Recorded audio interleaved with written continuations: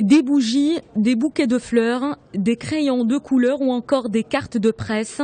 Des milliers de personnes, dont des journalistes, se sont rassemblés à Paris pour dénoncer l'attaque de mercredi contre l'hebdomadaire satirique Charlie Hebdo, mais aussi pour rendre hommage aux 12 victimes de l'attentat.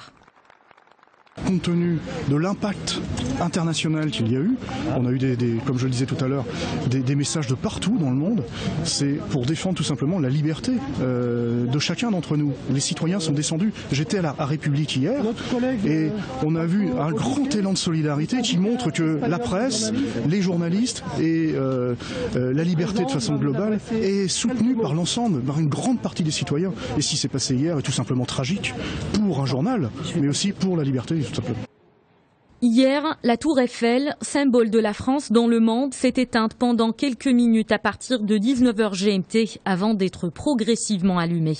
En France, les drapeaux sont en berne pour 3 jours. Le président François Hollande, qui a dénoncé une attaque terroriste, a observé jeudi une minute de silence dans la cour de la préfecture de police de Paris. Sur la place de la République, quelques 35 000 personnes se sont rassemblées hier soir. Stylo à la main, ils ont crié « On n'a pas peur » et liberté d'expression.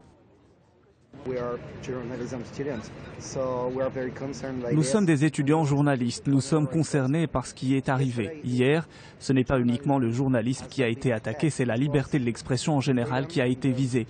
Nous n'accepterons jamais ces actes. Nous voulons les combattre, nous allons les combattre.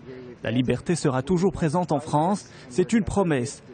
C'est pour cette raison que nous sommes ici à la place de la République.